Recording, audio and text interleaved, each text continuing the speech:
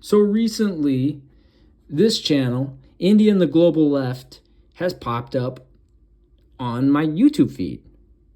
And I'm doing a bit of investigation on them, and they sound like a grift. They sound like an Islamophobic, Zionist normalizing Hindutva grift. Let's hear what they have to say. Here's what they have to say. At an age of bullet points and shouting matches, we have dared experimenting with serious analysis to stem the following of misinformation and indoctrination. Meanwhile, there is no harm in spreading solidarity, love, and kindness while painting the world with all colors from green, all shades of color, from blue, green, and red, so that humanity is not reduced to the dual wretched of binary and apathy. If you have felt that as an instinct for justice has ever bothered you, feel free to join us. Justice, liberation, or a big fat Hindutva scam? They're a Hindutva scam. There's no two ways to put it. First of all, they platform notorious liberal Zionist Norman Finkelstein. You know Finkelstein, the man who is a Zionist grifter and that pushes a two-state solution, even though he knows it's wrong. Finkelstein has said that he believes the Palestinian Solidarity Movement should focus on a quote-unquote pragmatic settlement of the genocide and settler colonialism in Palestine rather than a just one. In his view, the two-state solution is the pragmatic option and the one-state solution is the idealistic option. He claims that this two-state solution is deeply unjust to Palestine. Also, Finkelstein's opinions on the one-state solution and right of return might lay the foundation for his critique of the boycott, divestment, and sanctions movement. BDS demands three things of the Zionist entity: an end to the occupation, the removal of the separation barrier in the West Bank, and full equality for Arab Palestinians in occupied 1948 Palestine. So BDS is liberal Zionist. BDS doesn't even call for national liberation. And Finkelstein still opposes it. That's red flag number one. Red flag number two is that they platform Zionist terrorist Ilan Pappé. Ilan Pappé was born in Haifa, Palestine, to a family of Ashkenazi Jews. They were German Jews. Again, Ashkenazi has Nazi in it. That's how you know Ashkenazi Jews are Nazis. His parents were German Jews who had fled the Nazi persecution in the 1930s. At the age of 18, he was drafted in the IOF and committed terrorism and war crimes in the Golan Heights during the Yom Kippur War in 1973. He graduated from Hebrew University of Qudus in 1978. Again, a Zionist institution. He graduated from a Zionist institution in 1978 with a Bachelor's of Arts. He then moved to England to study at the University of Oxford, completing a Doctor of Philosophy in 1984 under the supervision of Albert Horani, Lebanese Zionist subversive, and Englishman Roger Owen, Zionist subversive. Pappé was a senior lecturer at the Middle Eastern History Department and the Political Science Department of the University of Haifa. Again, another Zionist institution between 1984 and 2006. He was the academic director of the Zionist Normalization Organization, the Research Institute for Peace at Givat Haviva from 1993 and 2000, and the chair of the Emil Tuma Institute for Palestinian Studies. So again, he's a Zionist grifter. He's a Zionist terrorist. He's a Zionist criminal and a Zionist grifter. Pappé left occupied 1948 Palestine in 2007 to take up his appointment in Exeter after his endorsement of the boycott of Zionist academic institutions. So he's at the University of Exeter as a professor of history and has been the director of its European Center for Palestinian Studies since 2009. This dude is a literal war criminal. Ilan Pappé is a literal Zionist settler, Zionist terrorist, Zionist war criminal. He has committed war crimes against Syrians and against Palestinians and against Lebanese. Why is he allowed to be the director of a European Studies Center for Palestine Studies? Or for the Emil Tuma Institute for Palestinian Studies? And he's part of the Zionist Normalization Party and ran in the 1998 Knesset elections for the Zionist Normalization Organization known as Hadash. Again, another Zionist Normalization organization. You're going to see a pattern here. The noticers are going to notice. And then in true liberal Zionist fashion,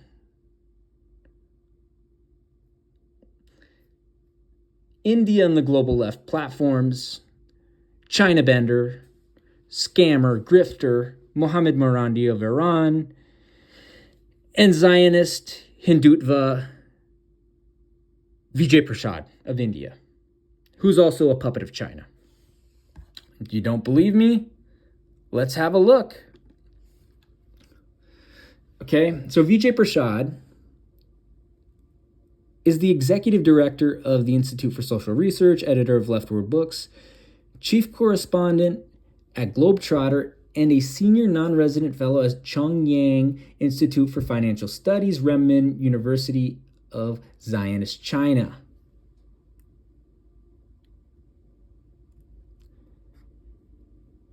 And here's another red flag. He is the nephew of Indian Marxist politician Brinda Karat. And Prashad identifies as queer. That's a red flag, right? In my mind, that's a red flag for sure. Criticism. Prashad has come under international scrutiny for his association with Neville Roy Singham, who has been accused of funding and promoting pro-Chinese government messaging and causes via a network of organizations, including the Prashad-associated Tricontinental Institute, NewsClick, the People's Forum, Breakthrough News, and Globetrotter. Prashad has responded to the criticism, deeming it scurrilous and characterizing it as an attempt to conjure a conspiracy from something that is no secret at all, as well as a pretended scoop based on public statements that I and others have made. The critics uncovered no conspiracy and had no scoop, only innuendo. Again, his ties to China, his ties to Neville Singham, and his normalization of Zionist Chinese ties make him another grifter and Zionist normalizer. Another red flag, right?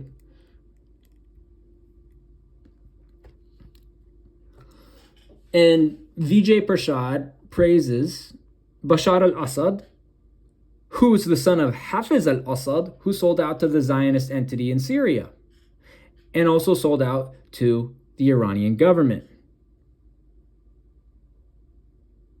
All right?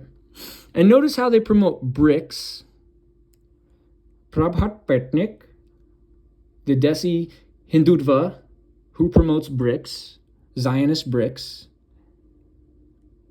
And then you got Daniel Matei, who's Zionist, or Aaron Matei, who's Zionist brother Daniel Matei, does the podcast Bad Ha'izbera and is a liberal Zionist, and whose dad, Gabor Mate, is involved with the Zionist normalization group Combatants for Peace. That's a fact, and you can research it.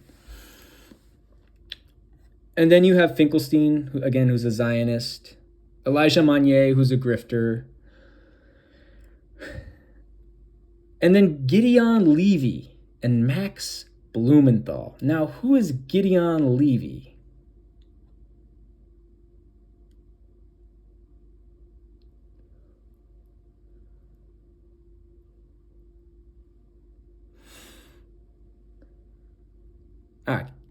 Zionist settler Gideon Levy. He is a Zionist settler and a Zionist normalizer. So Gideon Levy, his dad is he was born in 1953 in Jaffa. He lives on occupied Palestinian land in the town of Sheikh Munis. His dad is from Saz and Sudetenland in Czechoslovakia. His mom is from Ostrava in Czechoslovakia. He literally grew up on a kibbutz, partially. And he also lived in Jaffa, which has also occupied Palestine. And Levy was a propagandist in the IOF and was an employee of the Army radio. And he worked from 78 to 82. He worked as an aide and spokesperson for Shimon Peres. You know, the same Zionist terrorist and Zionist war criminal who was friends with Lionel Messi? That guy? The guy who's friends with the Zionist hormone hobbit? And then in 82, he began to write for Zionist propaganda outfit, Haaretz. And he doesn't speak any Arabic, which is also interesting.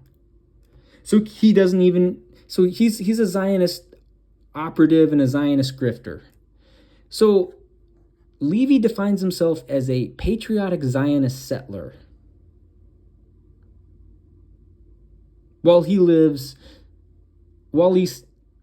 So he doesn't even, and claims to support a one-state solution. So Levy doesn't even support extradition of Zionist settlers. Because full liberation of Palestine, and notice the word choice. Levy used to support a two-state solution, but now he feels it comes untenable and supports a one-state solution. So Levy doesn't even support Palestinian liberation. Gideon Levy is a liberal Zionist settler, literally lives on stolen Palestinian land. Levy literally lives on stolen Palestinian land in the village of Sheikh Munis, which is literally stolen Palestinian land. So Levy is a literal Zionist settler. Gideon Levy is a literal Zionist propagandist. And both of his parents are from Czechoslovakia. So Gideon Levy calls himself a patriotic Zionist settler. Okay, so again, this is further Zionist normalization. And then you got Muin Rabani, who is, again, a Zionist grifter, a normalizer, and a think tanker, despite being Palestinian. So Rabani is based in Amman and used to be a senior analyst for the Crisis Group and the Palestinian director of the Palestinian American Research Center.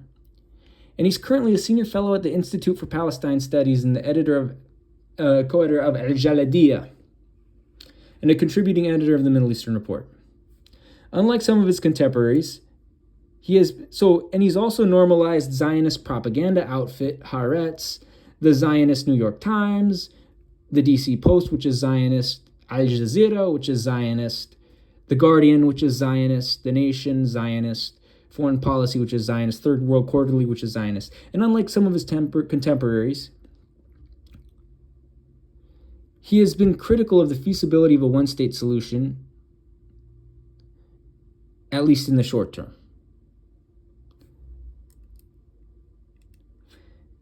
And he has normalized Benny Morris and Norman Finkelstein, both of whom are Zionists. He has collaborated with Zionist Noam Chomsky, who we'll get into in a little bit, but you can tell he's a Zionist operative and a normalizer. Oh, and he also has degrees from Tufts University and Georgetown University. He is a Zionist normalizer. So you've got them promoting all these Zionist settlers, Zionist normalizers, and then you got Shiv Hever, who's another Zionist normalizer. So Shiv Hever is a grifter, a Zionist settler, a Zionist criminal, and a normalizer who's involved with, actually runs the Alliance for Justice between Zionist settlers and Palestinians, or the alliance of normalization between Zionist terrorists and Palestinians who they oppress on a daily basis. So you have a pattern of this behavior from India and the global left, in which they platform Zionists, they platform liberal Zionists, BRICS grifters, and people of that, Zionist settlers, Zionist criminals, con artists, scam artists like Ben Norton, who's an enemy of the people, by the way. Let's read it because they promoted Ben Norton, as you can see. This man right here, Ben Norton, they promoted him. And he literally lives in enemy territory in Zionist China. So Ben Norton is a journalist and analyst whose work focuses primarily on geopolitics, international political economy, and U.S. foreign policy. He lived and reported from Latin America for several years and is now based in China. So he's now based, and then I'll read in Spanish too. Sobre Benjamin Norton. Benjamin Norton es periodista y analista. Su trabajo se trata de la geopolítica, la económica política internacional y la política exterior de Estados Unidos. Vivió por varios años en Latinoamérica y ahora se ubica en Pekín, China. So this man literally lives in enemy territory. So you've got Zionist settlers, you've got Chinese propagandists, you've got Zionist criminals, think tankers, Zionist normalizers.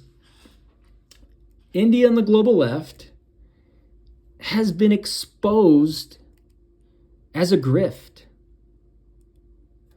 And then you got Chaz Friedman, and there's another China connection in there, believe it or not.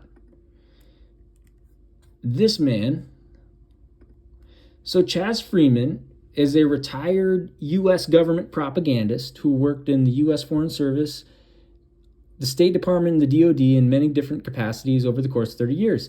He most notably worked as the main interpreter for Richard Nixon during his 1972 China visit and as the U.S. ambassador to Saudi from 1989 to 1992, where he committed war crimes during the Gulf War. And he was also involved with the U.S. Navy, hence a war criminal. See this pattern? Are my noticers noticing some patterns here? Oh, and don't even get me started on Rich 4. Is that this one here? Nope, that's a different NGO we're going to expose. I don't do this for money, man. Alternative radio, here we go. Rich 4 has spent many time in Palestine. He has Orthodox Jewish relatives living in West Bank settlements. He is a former member of AIPAC. So they're literally rehabilitating this. India and the global left is literally rehabilitating Zionist settlers, Zionist criminals, Zionist terrorists, Chinese assets, Chinese puppets.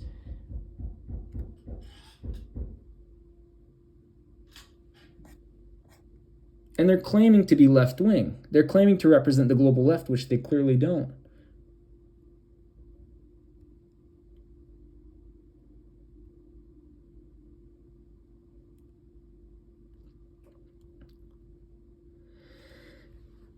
Oh, and then Jeffrey Sachs, you guys have heard of him.